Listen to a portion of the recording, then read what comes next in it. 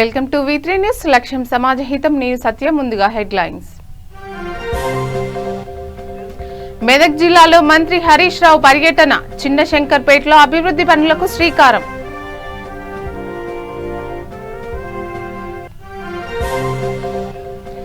హరితహారంపై రాష్ట్ర స్థాయి పర్యవేక్షణ. వచ్చే హరితహారం ఏర్పాట్లు సమీక్ష.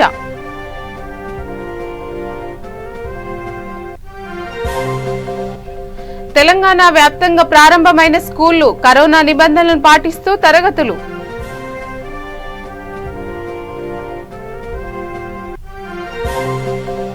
పశ్చిమ గోదావరి జిల్లాలో వలసల పర్వం. వైసీపీలోకి చేరిన వివిధ పార్టీల నేతలు.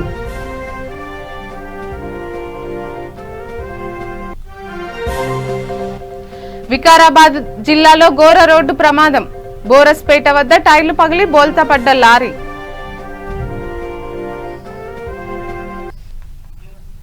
ఇక డీటెయిల్స్ చూద్దాం.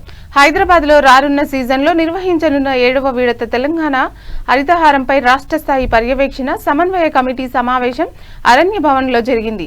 అటవీ శాఖ ప్రత్యేక ప్రధాన కార్యదర్శి ఏ శాంతికుమారి అధ్యక్షతన జరిగిన సమావేశంలో అటవీ సంరక్షణ ప్రధాన అధికారి ఆర్ శోభ, మున్సిపల్ శాఖ కమిషనర్ ఎన్ సత్యనారాయణ, పంచాయతీరాజ్ గ్రామీణాభివృద్ధి శాఖ, హార్టికల్చర్, హెచ్ఎండిఏ, జిహెచ్ఎంసీ ఉన్నతాధికారులు హాజరయ్యారు. రానున్న వర్షాకాలం సీజన్లో మొదలు కానున్న 7వ విడత హరితహారం ఏర్పాట్లు, సన్నాహకాలపై ప్రధానంగా అధికారులు చర్చించారు.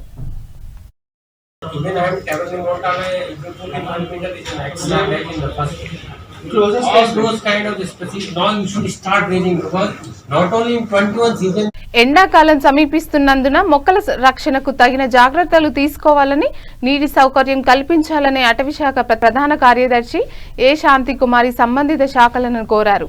స్థానిక ప్రజాప్రతినిధులు, అధికారులు సమన్వయం ద్వారా మొక్కలు బతికే శాతాన్ని సాధ్యమైనంత వరకు పెంచాలని కోరారు. పల్లె ప్రగతి, పట్టణ ప్రగతి లక్ష్యాలు స్ఫూర్తితో హరిత తెలంగాణ సమిష్టిగా పనిచేయాలన్నారు. ఇప్పుడు లాస్ట్ ఇయర్ అయితే ఇప్పుడు 86% ఉంది మేడం. ఇప్పుడు క్యాజువాలిటీ వేరే ప్లాంటేషన్ ఉంటుంది కదా, క్యాజువాలిటీ తీసుకొని 100% తీసుకురామను.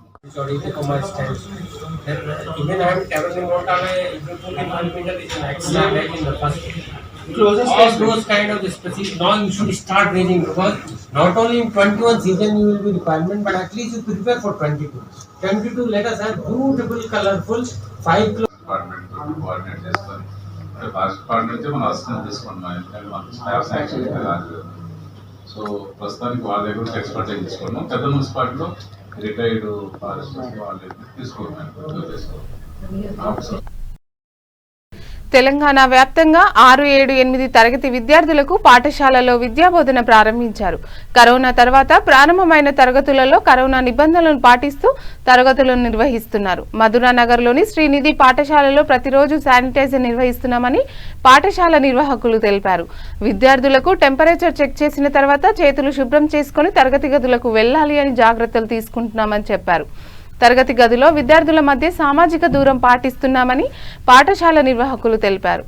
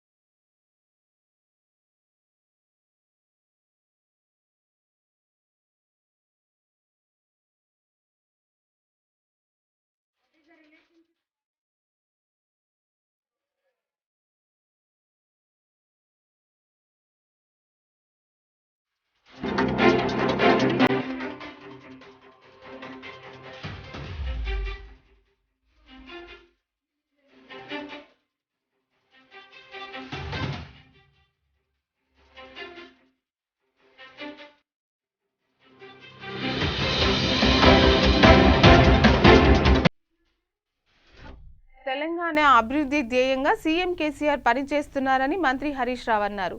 మెదక్ జిల్లా చిన్నశంకరపేటలో పర్యటించిన ఆయన 12,38,50,000తో 132/33 kV సబ్స్టేషన్ను హరీష్ రావు ప్రారంభించారు.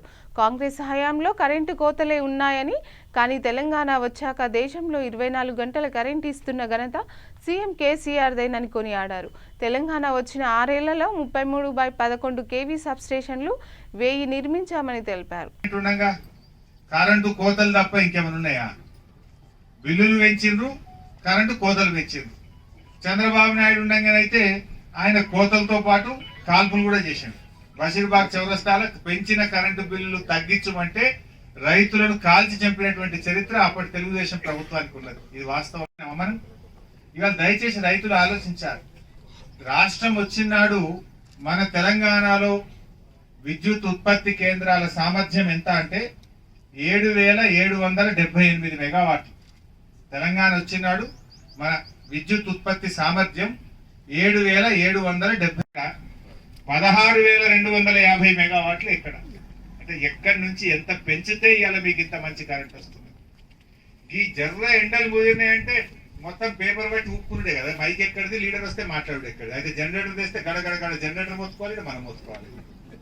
లేకపోతే మీటింగ్ ఏముండదు, కరెంట్ ఉంటుంది. అసలు ఏమున్నదే కాంగ్రెస్ గవర్నమెంట్ ఉండగా కరెంటు కోతలు తప్ప ఇంకేమైనా ఉన్నాయా? బిల్లులు పెంచిండ్రు, కరెంటు కోతలు పెంచిండ్రు. చంద్రబాబు నాయుడు ఉండగానైతే ఆయన కోతలతో పాటు కాల్పులు కూడా చేశాడు. బషీర్బాగ్ చౌరస్తాలకు పెంచిన కరెంటు బిల్లులు తగ్గించమంటే రైతులను కాల్చి చంపినటువంటి చరిత్ర అప్పటి తెలుగుదేశం ప్రభుత్వానికి ఉన్నది. ఇది వాస్తవం. మనం ఇవాళ దయచేసి రైతులు ఆలోచించారు.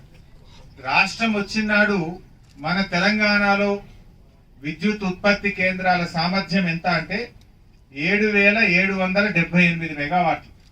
తెలంగాణ వచ్చినాడు మన విద్యుత్ ఉత్పత్తి సామర్థ్యం 7,770, 16,250 మెగావాట్లు ఇక్కడ. అంటే ఎక్కడి నుంచి ఎంత పెంచితే ఇవాళ మీకు ఇంత మంచి కరెంట్ వస్తుంది? ఈ జర్ర ఎండలు పోయినాయంటే మొత్తం పేపర్ బట్టి ఊపుకునే కదా. మైక్ ఎక్కడిది, లీడర్ వస్తే మాట్లాడు ఎక్కడిది. అయితే జనరేటర్ తెస్తే గడగడ జనరేటర్ మోసుకోవాలి, మనం మోసుకోవాలి. లేకపోతే మీటింగ్ ఏముండదు, కరెంట్ ఉంటుంది. అసలు ఏమున్నదే కాంగ్రెస్ గవర్నమెంట్ ఉండగా కరెంటు కోతలు తప్ప ఇంకేమైనా ఉన్నాయా? బిల్లులు పెంచిండ్రు, కరెంటు కోతలు పెంచిండ్రు. చంద్రబాబు నాయుడు ఉండగానైతే ఆయన కోతలతో పాటు కాల్పులు కూడా చేశాడు. బషీర్బాగ్ చౌరస్తాలకు పెంచిన కరెంటు బిల్లులు తగ్గించమంటే రైతులను కాల్చి చంపినటువంటి చరిత్ర అప్పటి తెలుగుదేశం ప్రభుత్వానికి ఉన్నది. ఇది వాస్తవం. మనం ఇవాళ దయచేసి రైతులు ఆలోచించారు. రాష్ట్రం వచ్చినాడు మన తెలంగాణలో విద్యుత్ ఉత్పత్తి కేంద్రాల సామర్థ్యం ఎంత అంటే 7,778 మెగావాట్లు. తెలంగాణ వచ్చినాడు మన విద్యుత్ ఉత్పత్తి సామర్థ్యం 7,770, 16,250 మెగావాట్లు ఇక్కడ. అంటే ఎక్కడి నుంచి ఎంత పెంచితే ఇవాళ మీకు ఇంత మంచి కరెంట్ వస్తుంది? ఈ జర్ర ఎండలు పోయినాయంటే మొత్తం పేపర్ బట్టి ఊపుకునే కదా. మైక్ ఎక్కడిది, లీడర్ వస్తే మాట్లాడు ఎక్కడిది. అయితే జనరేటర్ తెస్తే గడగడ జనరేటర్ మోసుకోవాలి, మనం మోసుకోవాలి. లేకపోతే మీటింగ్ ఏముండదు, కరెంట్ ఉంటుంది. అసలు ఏమున్నదే కాంగ్రెస్ గవర్నమెంట్ ఉండగా కరెంటు పశ్చిమ గోదావరి జిల్లా వైసీపీలోకి చేరికల పర్వం కొనసాగుతుంది. ఏలూరు మున్సిపల్ ఎన్నికలు సమీపిస్తున్న తరుణంలో అధికార పార్టీలోకి వలసల పర్వం కొనసాగుతుంది. ఏలూరు నగరపాలక సంస్థలోని 15వ డివిజన్ స్వతంత్ర అభ్యర్థి ఈపీజర్ల మణిరాజు 50 మంది అనుచరులతో కలిసి వైకాపా తీర్థం పుచ్చుకున్నారు. ఏలూరులోని క్యాంపు కార్యాలయంలో మంత్రి అల్లా నాని వీరికి వైకాపా కండువా వేసి పార్టీలోకి ఆహ్వానించారు. రాబోయే మున్సిపల్ ఎన్నికలలో ఏలూరులోని అన్ని డివిజన్లలో వైకాపా అభ్యర్థులు విజయం సాధించే దిశగా పనిచేయాలని మంత్రి నాని సూచించారు. ఈ కార్యక్రమంలో ఇండియన్ రెడ్ క్రాస్ సొసైటీ జిల్లా chairman Mamillapalli Jayaprakash, AP medical council సభ్యులు డాక్టర్ దిరిసాల వరప్రసాద్, వైకాపా ఏలూరు నాయకులు ఎంఆర్డి బలరాం, తంగెళ్ల రాము, మున్నుల జాన్, గురునాథ్ తదితరులు పాల్గొన్నారు.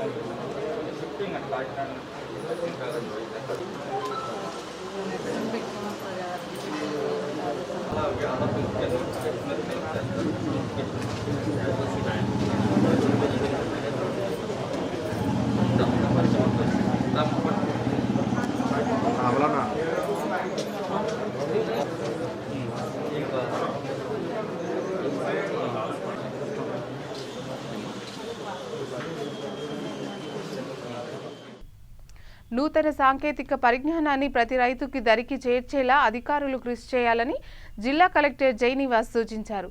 వ్యవసాయ పరిశోధన స్థానం, కృషి విజ్ఞాన కేంద్రం, ఆమదాల వలస సంయుక్తంగా వ్యవసాయ పరిశోధన స్థానం ఆవరణలో ఏర్పాటు చేసిన కిసాన్ మేళా కార్యక్రమాన్ని ప్రారంభించారు. జోనల్ లెవెల్లో కిసాన్ మేళా కార్యక్రమాన్ని ఏర్పాటు చేసిన అధికారులు కృషిని కలెక్టర్ కొనియాడారు.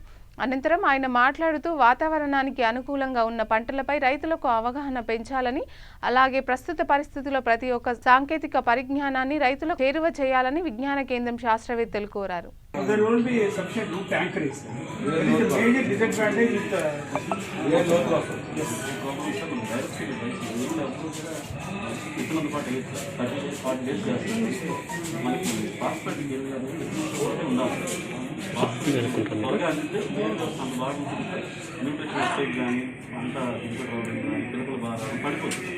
మన రైతులు డైరెక్ట్ ఇప్పుడు 40-50 రోజులు పని అయిపోతుంది. ప్రమోట్ చేస్తాము, 2 లక్షల ఎకరాలు వేసాము, మిల్లర్ వచ్చేసి అది నువ్వు ఊడిపోతున్నాయి అంటున్నారు. మనం ఏమో మంచి రకాలు ఇవ్వంటున్నాం, రైతులు రేటు తాగుతున్నాయి. సార్ మీకు ఇంటర్వ్యూ వెళ్తున్నాం కదా సార్, ఈ 1121 గోదావరి జిల్లాలో ఇప్పుడు ప్రస్తుత రబీలో 6 లక్షల ఎకరాలు ఎక్కడ బ్రేక్ కాదు. ఇది లాస్ట్ టైం ఏంటంటే లాస్ట్ 10 మంది మార్చి కొంచెం ఇచ్చే గారి అవదు సార్. ఇది మిల్లర్స్ మీరు అప్పుడు వచ్చి చెప్పాలంటే సార్ మిల్లర్తో పెట్టి ప్రూవ్ చేసి 12 లక్షల ఎకరాలు ఇక్కడే 1-on-1 మనం చెప్పి మన ఇదన్నీ బాగుందని చెప్పి 1-on-1 ప్రమోట్ చేస్తాం. పోయినసారి 1 సంపేట్ చేసాం, బ్రోకర్ వచ్చిందన్నారు. ఈ సంవత్సరం 1-on-2 చేసామంటే బ్రోకర్ వచ్చిందంటే బ్రోకెన్స్ రాలేదు సార్. మిల్లర్స్ ఆడారు. నేను ప్రూవ్ చేస్తాను సార్. అప్పుడు శాంపుల్స్ కూడా ఉన్నాయి సార్. రైతు చెప్పడం కాదు, అప్పుడు ప్రొక్యూర్మెంట్ టైంలో చెప్పాలి. కామన్ ప్లాట్ఫామ్ మిల్లర్స్ కానీ ఆల్ స్టేక్ హోల్డర్స్ ఒక ప్లాట్ఫామ్ మీద మనం ప్లాట్ఫామ్ కాదు వాటే మేము చేస్తాం. ఇల్లు అమ్ముతానని నమ్మబలికి లక్షల్లో మోసం చేసిన బీహార్కు చెందిన దిలీప్ కుమార్ సింగ్ను నాచారం పోలీసులు అరెస్ట్ చేశారు. నాచారం సిఎస్ పరిధిలో మల్లాపూర్ గ్రీన్ హిల్స్ కాలనీలో బీహార్కు చెందిన దిలీప్ కుమార్ సింగ్ గత కొన్ని సంవత్సరాలుగా సొంత ఇంటిలో నివాసం ఉంటున్నాడు. తన ఇంటిని అమ్ముతామని మల్లాపూర్ భవానీనగర్ కాలనీలో ఉండే సెలూన్ షాప్ యాజమాని రాముల్కి చెప్పాడు. రాముల్ కొంటాను అని చెప్పగా దిలీప్ కుమార్ సింగ్ 61 లక్షలకు అమ్మకానికి పెట్టాడు. రాములు 3 విడతలుగా 21,80,500 రూపాయలు దిలీప్ కుమార్ సింగ్కు ఇచ్చాడు. రాములు మిగతా డబ్బులు ఇస్తాను, రిజిస్ట్రేషన్ చేయించమని అనగా దిలీప్ కుమార్ సింగ్కు 2 సంవత్సరాలుగా ఇబ్బంది పెడుతున్నారని రాములు పోలీసులకు ఆశ్రయించారు. అనంతరం దిలీప్ కుమార్ సింగ్ను అరెస్ట్ చేసి రిమాండ్కు తరలించామని సీఐ కిరణ్ కుమార్ తెలిపారు.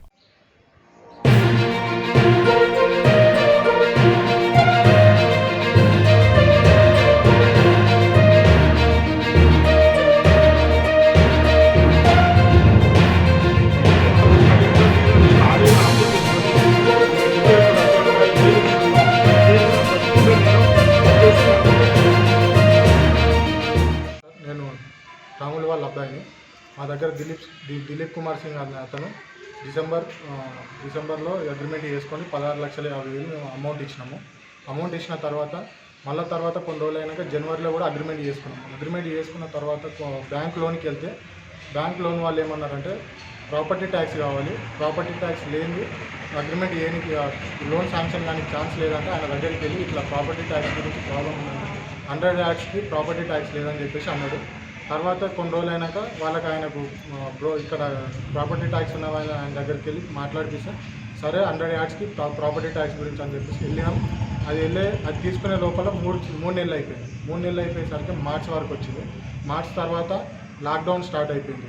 లాక్డౌన్ స్టార్ట్ అయిపోయిన తర్వాత కొన్ని రోజులు అయినాక బ్యాంకులు మొత్తం క్లోజ్ అయిపోయి తర్వాత ఒక జనవరిలో మళ్ళీ ఎస్బీఐలో లోన్ శాంక్షన్ అయ్యే టైంకి వాళ్ళ ఫాదర్ చనిపోయాడు. శాంక్షన్ లెటర్ మీద సైన్ పెడతా, అవుట్ స్టాండింగ్ లెటర్ మీద సైన్ పెడతా అని చెప్పేసి రేపు పొద్దున పెడతా అని చెప్పేసి వెళ్ళిపోయి ఎయిర్పోర్ట్లో కూర్చొని ఫోన్ చేస్తే మా ఫాదర్ చనిపోయాడు, మా ఫాదర్ ప్రాబ్లమా, నేను చూసుకోవాలా, మీరు లోన్ చూసుకోవాలా అది అని చెప్పేసి వెళ్ళిపోయి మళ్ళీ ఒక జనవరి తర్వాత వచ్చిండు. ఆ ఎస్బీఐది కూడా మేము మొత్తం ప్రాబ్లం అయిపోయింది. ఎస్బీఐది లోన్ క్యాన్సిల్ అయిపోతే మళ్ళీ గవర్నమెంట్ బ్యాంక్ ఏబీఐపీ బ్యాంకులోకి వెళ్ళి అక్కడి నుంచి తీసుకొచ్చినాక అది లోన్ శాంక్షన్ అయిన తర్వాత ఆయన రండి సార్ వచ్చి శాంక్షన్ లెటర్ అయిపోయింది సార్, ఇప్పటికే చాలా కష్టపడ్డాం సార్, ఇన్ని కష్టపడ్డాం, ఇంత బాధపడి లోన్ శాంక్షన్ చేసుకున్నాక ఇప్పుడు వచ్చి సైన్ పెట్టండి సార్, వస్తే మా ప్రాబ్లం క్లియర్ అయిపోతుంది, ఆల్రెడీ ఒక లోన్ క్యాన్సిల్ అయిపోయిందని చెప్పినా కానీ మా ఫాదర్ ఇంకా ఎక్కడున్నాడు అక్కడున్నాడు, మా ఫ్రెండ్కి హార్ట్ అటాక్ వచ్చింది, నేను బీహార్లో ఉన్నా, నేను తిరుపతిలో దర్శనం చేసుకొని వస్తా అది అని చెప్పేసి జనవరి 12 వరకు ఇట్లానే డిలే చేసింది సార్. జనవరి 12 వరకు డిలే చేసినోడు వచ్చిన తర్వాత అగ్రిమెంట్ మీద సైన్ పెట్టిన తర్వాత కూడా ఒక out standing letter bank manager దగ్గర అవుట్ స్టాండింగ్ లెటర్ తీసుకురావడానికి కూడా యాక్చువల్గా మా చెల్లె నేను మా పిన్ని వెళ్ళి వాళ్ళ ఇంటికి వెళ్ళి అడుగు గేట్ తీయమనంటే ఆమె నేను తీయనంటుంది. మరి డబ్బులు తీసుకున్నావు కదా అంటే తీసుకున్నా, ఇస్తాం, మెల్లగిస్తాం, ఇట్లనే మాట్లాడుతున్నారు. ఇక వాళ్ళు రిజిస్ట్రేషన్ చేయమంటే ఏమంటున్నారు? రిజిస్ట్రేషన్ చేయము, పుణ్యానికి వచ్చిందా మీకు ఇల్లు అని అంటున్నది. మరి మాకు డబ్బులు మా పుణ్యానికి వచ్చినాయి అని అంటే నీ డబ్బులు నాకు ఇచ్చినావా అని అంటుంది ఆమె. మీరు ఎంత అమౌంట్ కట్టారు? 21,80,000 వాళ్ళు తీసుకున్నారు కదా, అగ్రిమెంట్ మీ సైన్ కూడా ఉంది కదా, ఇప్పుడు లాస్ట్కి ఏమంటారు అసలు? ఇవ్వని అంటుంది. ఇల్లు అసలు ఏమంటుంది, ఇంటికి వెళ్తే పోలీసులకు ఫోన్ చేసి న్యూసెన్స్ కేసు పెట్టిస్తారు. 2 సార్లు వెళ్తే 2 సార్లు అక్కడ చాలా ఇబ్బంది పెడుతున్నారు. వాళ్ళు మేము ఏం చేయాలి, మేము ఎక్కడికి వెళ్ళాలి, మమ్మల్ని ఇంట్లో వాళ్ళని ఇట్లా బయట వేసినారు వాళ్ళు, మేము ఎట్లా చేయాలి? ఇప్పుడు ఇన్ని అప్పులు తీసుకొచ్చి మాకు వడ్డీలు కట్టలేక మాకు అదవుతున్నది, మేము ఎట్లా చేయాలి, ఏం చేయాలి, ఎక్కడ పోతే న్యాయం అవుతుంది మాకు? వాళ్ళ దగ్గరికి పోతేనేమో న్యూసెన్స్ కేసు అని పెడుతున్నారు, పోలీసు వాళ్ళు వచ్చి ఇట్లా చేస్తున్నారు. ఇట్లా ఏం చేయాలి, మేము ఎక్కడ పోవాలి? ఇక జగన్మోహన్ రెడ్డి ఆధ్వర్యంలో కేబినెట్లో 2,600 ఎకరాల రైతుల భూములను వెనక్కి ఇస్తామని చెప్పడంతో జనసేన పార్టీ ఆనందంగా ఉందని జనసేన పార్టీ రాష్ట్ర రాజకీయ వ్యవహారాల కమిటీ అధ్యక్షుడు నాదెండ్ల మనోహర్ అన్నారు. రాబోయే రోజుల్లో పవన్ కళ్యాణ్ సారథ్యంలో దివీస్ వెనుక జరుగుతున్న కుట్రలను బయట పెడతామన్నారు. ప్రధానంగా దివీస్ విషయంలో జనసేన పార్టీ పూర్తి వివరాలతో ప్రజల తరపున పోరాడతామన్నారు. సీఎం జగన్ కేబినెట్ మీటింగ్కు తూతూ మంత్రంగా జరిగిందని ఎద్దేవా చేశారు. ఫస్ట్ నుంచి కూడా మా డిమాండ్ ఒకటే, కాలుష్యం అన్నప్పుడు మీరు ఒక పైప్ లైన్ వేసి ఏదో సముద్రంలో కలిపేస్తారంటే కాలుష్యం కాదండి. ఈ ప్రాంతంలో అనేక అంశాలపైన ప్రజల్లో ఆందోళన ఉంది, భయభ్రాంతులు అయ్యారు, భవిష్యత్తు గురించి ఆలోచిస్తున్నారు, వాళ్ళ బిడ్డల గురించి ఆలోచిస్తున్నారు. మీకు ఆలోచన లేదు. మీ దోపిడీ చాలా విపరీతంగా జరిగిపోయింది, లక్షల కోట్లకి. ప్రజల గురించి పట్టించుకునే మనుషులు ఈరోజు లేరు.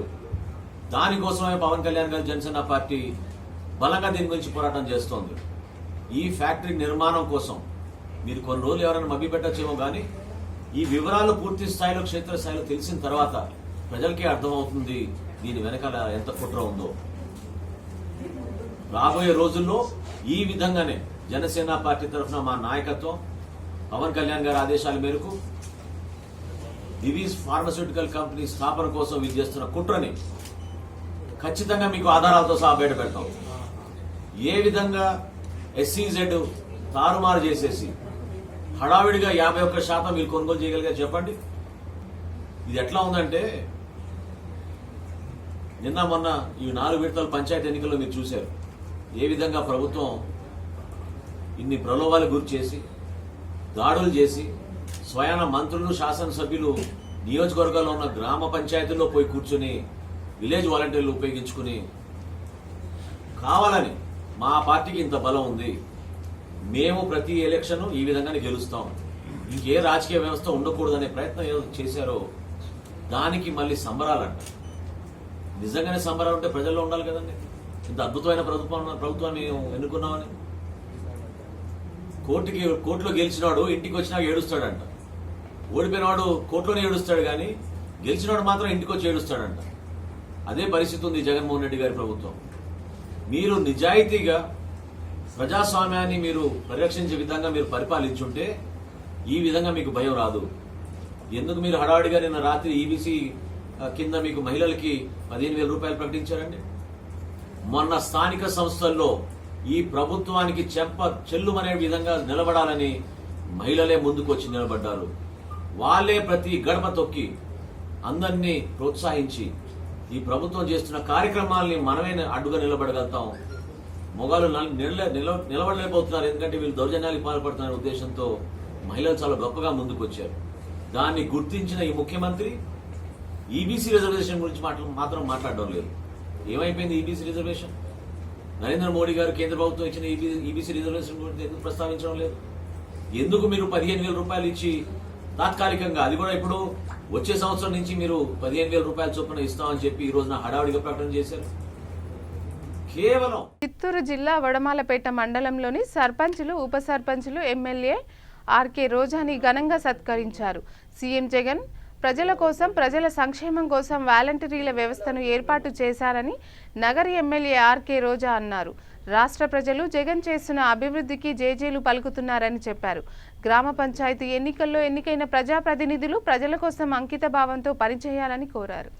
ఆన్లైన్లో వాటిని పంపించి మరి ఎలిజిబిలిటీ ఉన్న వాళ్ళకి వెంటనే శాంక్షన్ చేసే అవకాశం కూడా ఉంది.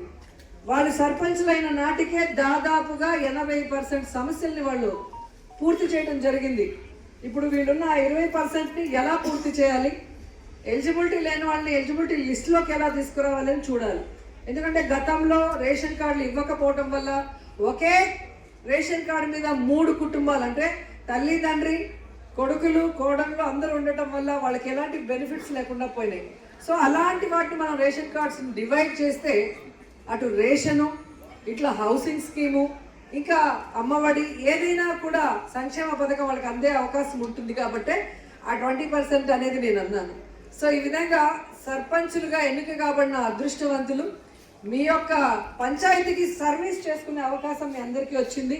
మీ పంచాయతీకి మీరు సర్వీస్ చేసి మీకు ఓటేసిన ప్రజలకి కృతజ్ఞత తీర్చుకునే విధంగా ముందుకు వెళ్తారని మనస్ఫూర్తిగా కోరుకుంటున్నాను. ఈరోజు వైఎస్ఆర్సీపీలో ఎమ్మెల్యేగా ఉండటం మేమందరం కూడా అదృష్టంగా భావిస్తున్నాం. అలాగే సర్పంచులు కూడా మీ అదృష్టంగా భావించి జగనన్న ఈ రాష్ట్రం కోసం చేస్తున్న అనేక సంక్షేమ కార్యక్రమాల్లో కానీ, అభివృద్ధి కార్యక్రమాల్లో కానీ మీరు భాగస్వాములై మన యొక్క నియోజకవర్గాన్ని అభివృద్ధి వైపు పరుగులు తీస్తారని మనస్ఫూర్తిగా నమ్ముతున్నాను. ఎందుకంటే ఎమ్మెల్యే ఎంత పవర్ఫుల్లో అంతకన్నా పవర్ఫుల్ సర్పంచులు. సో ఒక గ్రామ పంచాయతీ మొత్తం శాసించగలరు, అభివృద్ధి చేయగలరు, సమస్యల్ని తీర్చే అవకాశం ఉంటుంది. సో పార్టీ తరఫున ఎమ్మెల్యేగా నేను జగన్మోహన్ రెడ్డి గారి ఆశీర్వాదంతో మీ అందరికీ అండగా ఉంటాను. మీరు మీ పంచాయతీలను అభివృద్ధి చేయడానికి మా వంతు సహకారం ఎప్పుడూ కూడా మీకు ఉంటుందని కూడా తెలియజేసుకుంటున్నాను. అండ్ వడమాలపేట గురించి ఎన్నిసార్లు చెప్పినా తక్కువే. ఎందుకంటే 2 సార్లు నన్ను ఓడించాలని చాలా మంది వెన్నుపోట్లు పొడిచినా నేను ఎమ్మెల్యేగా గెలిచి అసెంబ్లీలో అడుగు పెట్టగలిగాను అంటే దానికి సింహ ద్వారం మన వడమాలపేట. వడమాలపేట లెక్కింపు స్టార్ట్ చేయగానే ఒక భరోసా వస్తుంది. గత ఎన్నికల కన్నా మొన్న ఎన్నికల్లో వచ్చిన దానికి డబుల్ మెజారిటీ ఇచ్చి మళ్ళీ నన్ను గౌరవంగా అసెంబ్లీలో అడుగుపెట్టి చంద్రబాబు నాయుడు గారిని చెడు కూడా ఆడుకునే అవకాశం మీ అందరూ ఇచ్చారు. సో పార్టీకి అండగా ఉంటూ, జగనన్నకు అండగా ఉంటూ మరి తెలుగుదేశం పార్టీ చేసే కుట్రల్ని కుతంత్రాల్ని అటు అసెంబ్లీలో ఇటు రాష్ట్రంలో మరి ఎదుర్కొంటూ పటాపంచలు చేస్తూ ఇటు నగిరి నియోజకవర్గంలో మీ అందరికీ సర్వీస్ చేసే అవకాశం ఇచ్చినందుకు మీ అందరికీ కూడా పాదాభివందనలు మరోసారి తెలియజేసుకుంటున్నాను. సో అందరికీ నేను చెప్పేది ఒకటే, మొన్న పంచాయతీ ఎన్నికల్లో సింబల్ లేదు. ఇక వికారాబాద్ జిల్లా బోరస్పేట మండలంలో రోడ్డు ప్రమాదం జరిగింది. బోట్లోని తండా సమీపంలో సిమెంటు లారీ టైర్లు పగిలి అదుపు తప్పి బోల్తా పడింది. దీంతో లారీ క్యాబిన్లో డ్రైవర్ ఇరుక్కుపోగా జేసీబీ సహాయంతో స్థానికులు బయటకు తీశారు. డ్రైవర్కి తీవ్ర గాయాలు కాగా ప్రభుత్వ ఆసుపత్రికి తరలించారు. చికిత్స పొందుతూ మృతి చెందాడు.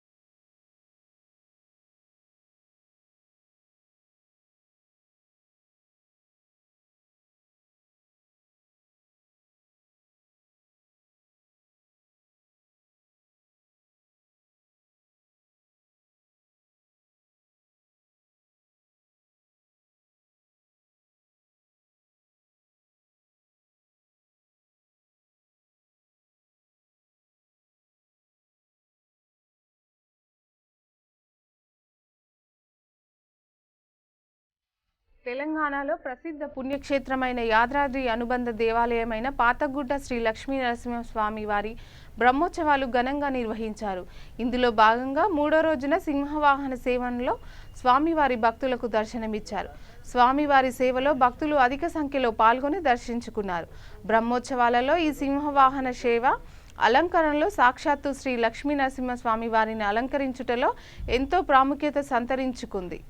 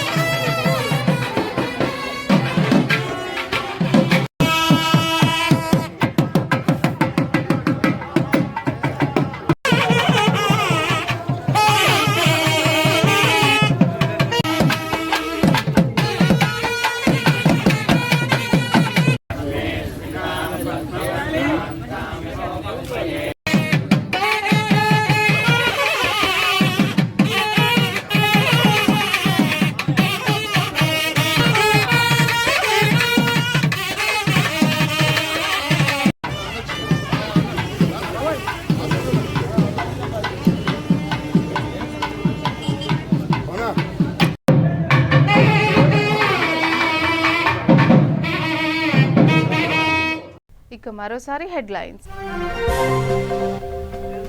మెదక్ జిల్లాలో మంత్రి హరీష్ రావు పర్యటన. చిన్న శంకర్పేటలో అభివృద్ధి పనులకు శ్రీకారం.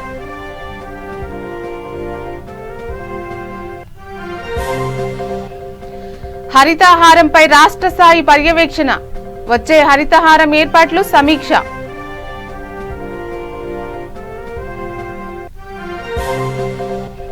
తెలంగాణ వ్యాప్తంగా ప్రారంభమైన స్కూళ్లు. కరోనా నిబంధనలను పాటిస్తూ తరగతులు.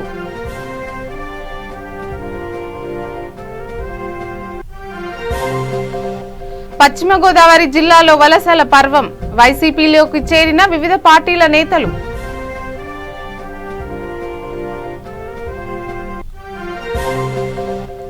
వికారాబాద్ జిల్లాలో ఘోర రోడ్డు ప్రమాదం. బోరస్పేట వద్ద టైర్లు పగిలి బోల్తా పడ్డ లారీ.